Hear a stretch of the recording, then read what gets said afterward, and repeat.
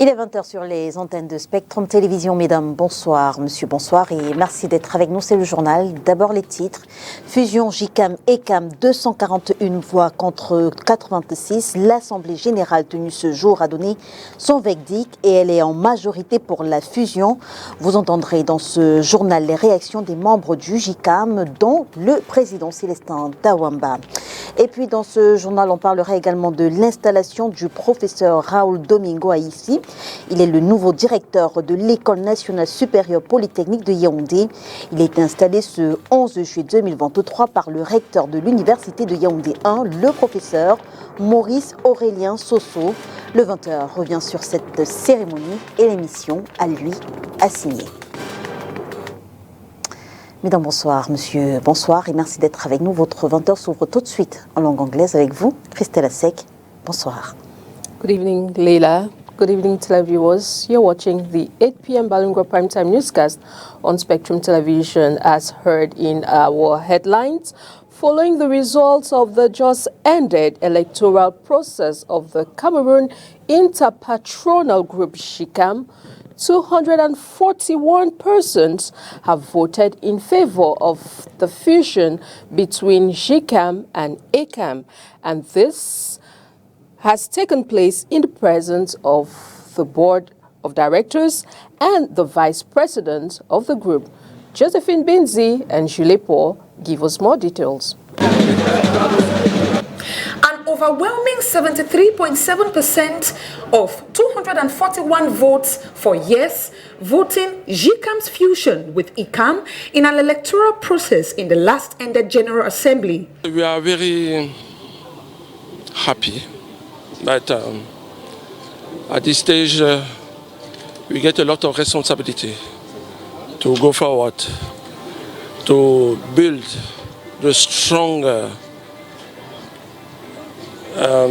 business entrepreneurs. It was imperative to tackle the present hurdles to avert future dangers. This has been the viewpoint of the current president of the Cameroon Interpatronal Group JICAM amidst his fusion transition with ECAM. So today we get a lot of job to take an account the idea that some member not in our line. Thank you so much.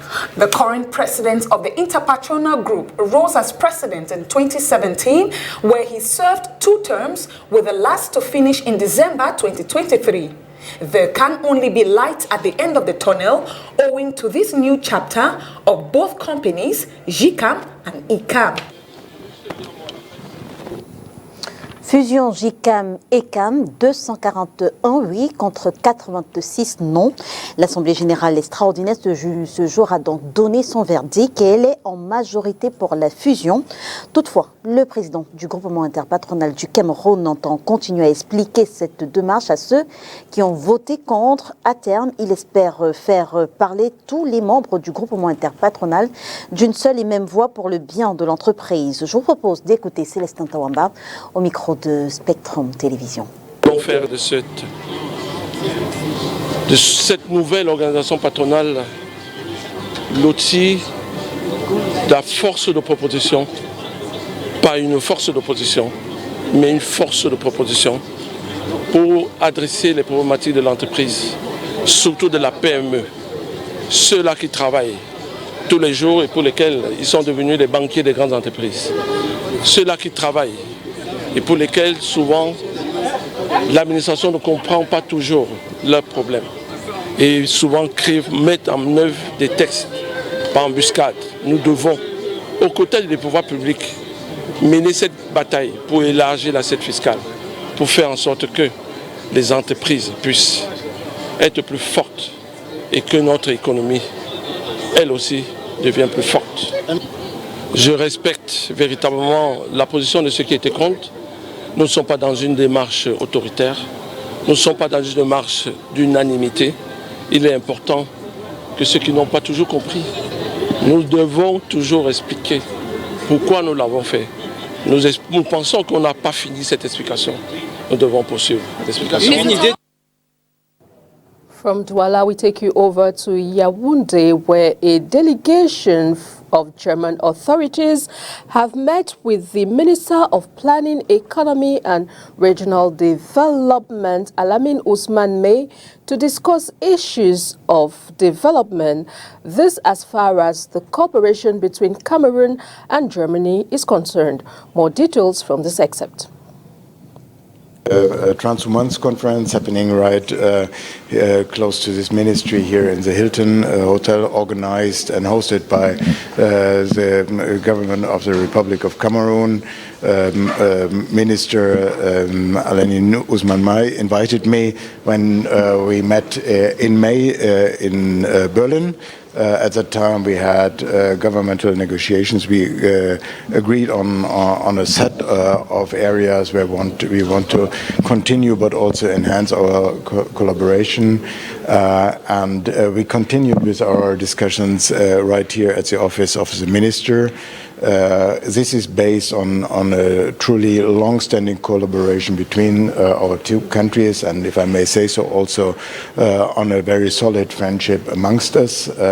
We trust each other. We, as Germans, believe in the possibilities or the opportunities of Cameroon. Of course, we identified some areas to work on, which is good governance and non-corruption, which is social cohesion, but which is also, of course, the increase of the food production, and at the same time looking that the environment is not touched and will be secured integrally. Sir Raoul Domingo Aïssi est le nouveau directeur de l'École nationale supérieure polytechnique de Yaoundé. Il a été installé ce 11 juillet par le recteur de l'université de Yaoundé 1, le professeur Maurice Aurélien Sosso. Rappelons que sa nomination par le chef de l'État est intervenue le 4 juillet dernier. Inès Pingan pour le compte-rendu de cette cérémonie. La salle choisie au rectorat de l'université de Yaoundé 1 s'avère petite pour accueillir les invités venus ce 11 juillet 2023, assister à l'installation du nouveau directeur de l'École nationale supérieure polytechnique de Yaoundé. Le professeur Raoul Domingo Aïssi, nommé via un décret présidentiel le 4 juillet dernier, entend marcher sur les pas de ceux qui l'ont précédé à la tête de l'institution académique qui assure la formation d'ingénieurs de conception. Le credo de l'université Yaoundé 1 et même de l'enseignement supérieur au Cameroun, c'est l'assurance qualité. Et vous savez, Polytechnique est connu dans le monde entier. Nos diplômes sont certifiés. Je m'attacherai donc à continuer la tâche de mes illustres prédécesseurs, notamment le professeur Vajan Lucien. Je parlerai aussi du professeur Rémi Magloire et toi. Le rituel installant le nouveau responsable est conduit par le recteur de l'université de Yaoundé 1, le professeur Maurice Aurélien Sosso. Il faut noter que le professeur Raoul Domingo Aïssi était avant sa nomination directeur adjoint de l'école normale supérieure et chef du département de mathématiques à la faculté des sciences du même établissement. Il remplace à ce poste le professeur Jean-Raymond Lucien Meva, appelé à d'autres fonctions. Notons également que l'École nationale supérieure polytechnique de Yaoundé est fondée le 4 juin 1971 avec pour objectif de former des ingénieurs et de renforcer la recherche pour l'émergence du Cameroun. Formation des officiers de police judiciaire. Quel rapport devrait-il y avoir entre les OPJ et les avocats? Le sujet était au centre d'une conférence organisée ce jour au camp Yeyab, c'est à Yaoundé. Leçon à tirer des échanges dans ce reportage que signe Olivier Bouzique. La relation entre les avocats et les officiers de police judiciaire est très souvent controversée sur le terrain. Pour cause. De plus en plus, on constate qu'il y a des OPG qui sont toujours dans l'esprit de l'ancienne loi, le code d'institution criminelle. Chaque fois que vous êtes dans une unité de police ou gendarme, on vous demande au nom, monsieur l'avocat, vous n'avez rien à faire ici, allez attendre le dossier au tribunal et tout ça. Mais quand parfois même vous arrivez, on vous dit non, monsieur l'avocat, qu'est-ce que vous voulez défendre ici? Ça, c'est un cas de flagrant délit. ne venez nous parler de présomption d'innocence, alors que ça veut dire d'une manière, ils ont changé la présomption d'innocence à présomption de culpabilité. Principale leçon à tirer de l'échange, les deux corps doivent collaborer pour un bon déroulement d'une enquête. Le barreau était invité par la gendarmerie nationale ce 11 juillet à entretenir les 800 OPJ ici en stage de perfectionnement sur les rapports qui existent entre OPJ et avocats. Il nous a été rappelé, entre autres éléments du droit, comment est-ce que devaient être menées les enquêtes, quelle était la participation exacte des avocats et ce qu'il fallait éviter de faire pour garder des rapports sains. Nous travaillons dans le compte de la justice. Nous cherchons tous la vérité. Nous devons donc être en bonne collaboration avec des avocats pour que justice soit faite et rendue. Cette conférence rentre dans le cadre de la formation des officiers de police judiciaire de la gendarmerie nationale. L'objectif du haut commandement est de les outiller pour faire face efficacement aux nouveaux défis sécuritaires. Le stage dure 6 mois. From Yaoundé, we now take you over to the southwest region of Cameroon, precisely in Kumba, where the road stretch between Kumba and Ikondo Titi has received a new facelift. The stretch of road covers over 75 kilometers and has been an area of concern for years. Josephine Binzi tells us on the progress this road has been encountering. Thanks to persistence, the Kumba-Ikondo Titi road will finally replicate its blueprint. Work so far has progressed to 13 kilometers thanks to the efforts and collaboration of traditional authorities and youths. I know that there's a lot of insecurity in the Kumba-Ikondo Titi road. For the past 5 years, this road has been impassable. The population could not circulate and do their activities well.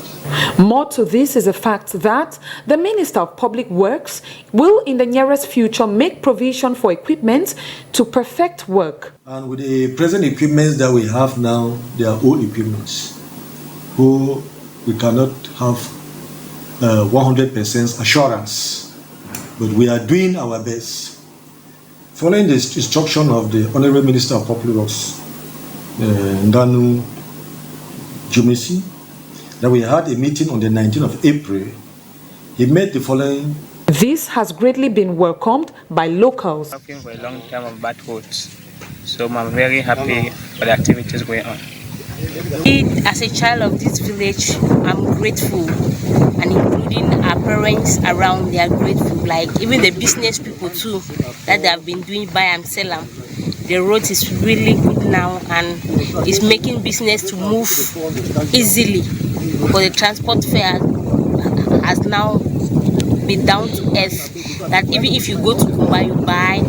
The transport is moderate, that you don't more regret it. It has been the heartfelt cry of locals as well as drivers plying the Kumba-Ikondo Titi stretch of road, which has suffered damage during the heat of the socio-political tension in the southwest region and the rainy season. Lucky enough, this year will be different. Tourisme et loisirs. Le Cameroun réussit à faire une recette de près de 125 milliards de francs CFA sur la période allant de juillet 2021 à juillet 2022. Des chiffres qui doivent augmenter avec la mise en œuvre de la stratégie nationale de développement SND 30 selon le ministre du Tourisme et des Loisirs, Inès Pangan. C'est la saison réservée aux vacances, propice pour vendre la destination Cameroun aux touristes. Les safaris et l'observation de la faune leur sont présentés. Les parcs nationaux de Ouaza, de Korup, de la Benue ou de Vogbeti, des randonnées en montagne, la détente sur la plage, l'exploration culturelle ou des safaris sont proposés par le ministre du Tourisme et des Loisirs aux voyageurs. En plus, le Cameroun a une pluralité de zones géographiques du continent africain, allant de la steppe, la forêt, les mangroves, les cours d'eau et les chaînes de montagne. Un potentiel qui a permis au pays de Roger Mila d'engranger près de 125 milliards de francs CFA de recettes au cours de la période de juillet 2021 à juillet 2022.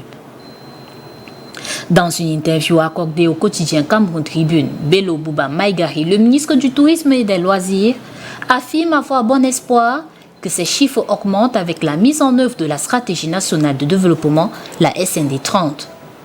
L'objectif qu'elle assigne à ce secteur, c'est l'accueil d'au moins 3 500 000 touristes internationaux et un nombre extensible à l'infini pour les touristes nationaux. Les Camerounais sont donc encouragés à consommer le Made in Cameroun en matière de tourisme et de loisirs, et il faudrait tout de même que ces sites soient accessibles, viables et sécurisés.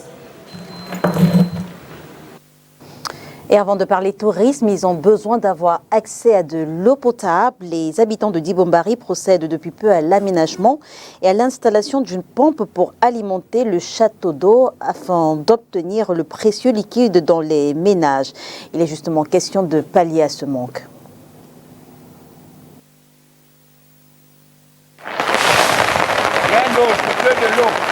Les habitants de Dibombari procèdent à l'aménagement et à l'installation d'une pompe électrique pour alimenter le château d'eau afin d'obtenir le précieux liquide dans les ménages. Nous connaissons tous les impacts du manque d'eau dans la société. Nous avons certains secteurs d'activité qui ne fonctionnent pratiquement pas parce qu'il n'y a pas de l'eau. Je suis restauratrice et vous savez qu'on ne peut rien faire sans de l'eau.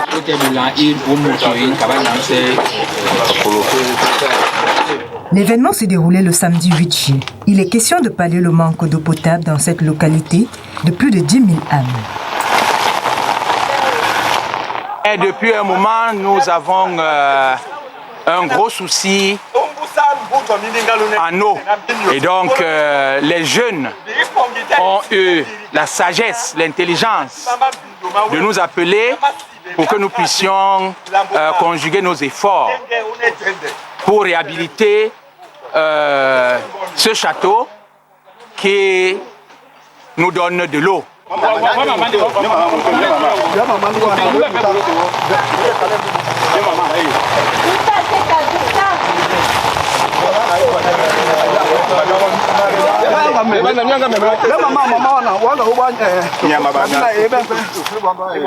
Une initiative louable lorsqu'on sait que l'eau, c'est la vie.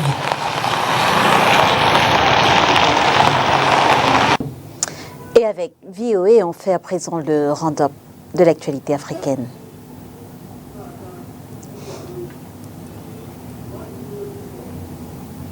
Au Mali, l'animateur de radio-télévision Mohamed Youssouf Batili, dit Ras Baf, a été relaxé d'un chef d'accusation, mais il reste en prison. Batili était jugé pour avoir déclaré en mars que l'ex-premier ministre Soumelou Boubeye Maïga, mort en détention sous la junte, avait été assassiné. Au moins 2 corps de migrants africains ont été retrouvés en une dizaine de jours dans des zones désertiques à la frontière entre la Tunisie et l'Algérie. Des dizaines de migrants subsahariens ont été chassés de Sfax à la suite d'affrontements ayant coûté la vie à un Tunisien la semaine dernière. En Guinée, 6 personnes, dont un enfant, sont portées disparues après l'effondrement d'un immeuble de 6 étages en construction dans la banlieue de Conakry. Les secouristes s'activent pour tenter de retrouver d'éventuels survivants. À Madagascar, le gouvernement a annoncé la tenue de l'élection présidentielle le 9 novembre et le 20 décembre prochain. Le Premier ministre Christian Nsei a lancé un appel à l'apaisement et au respect mutuel dans le cadre de ce processus électoral.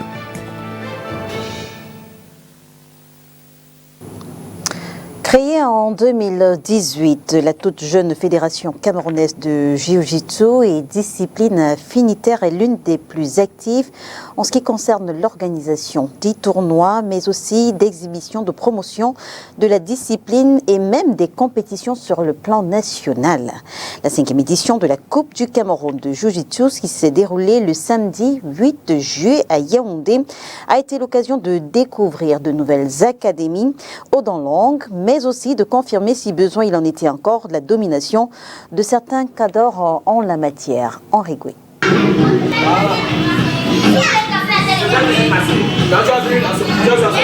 C'est ainsi que se présente une journée d'entraînement de Jiu-Jitsu à la Kiriko Academy Self-Défense. Travail acharné, démonstration, pas de répit pour les élèves.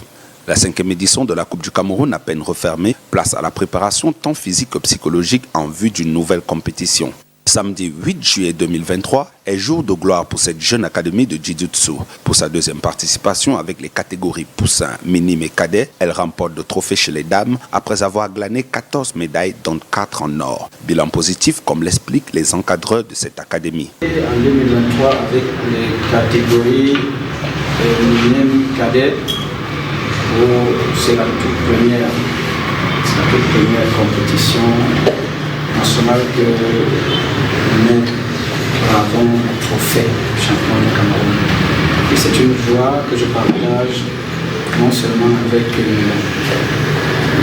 mes athlètes, mes enfants, mais également avec les parents. Je suis 3 fois médaillé d'or, 2 fois la deuxième place. Donc moi, jusqu'à présent, c'est un bilan assez positif. Mais je promets à mes élèves, à mes encadreurs, que les prochaines fois seront encore plus explosifs que les derniers. C'est un corps à corps entre elle et son adversaire du jour, Samouraï de Bambutos, une équipe redoutable, 4 fois détentrice du trophée de la Coupe du Cameroun en Jiu-Jitsu. Cette année encore, elle repart avec le trophée Monsieur et 14 médailles engrangées, dont 6 en or. Satisfaction qu'exprime Maître Kuetezem Paul, l'encadreur de Samouraï de Bambutos. On est très contents. C'est le travail.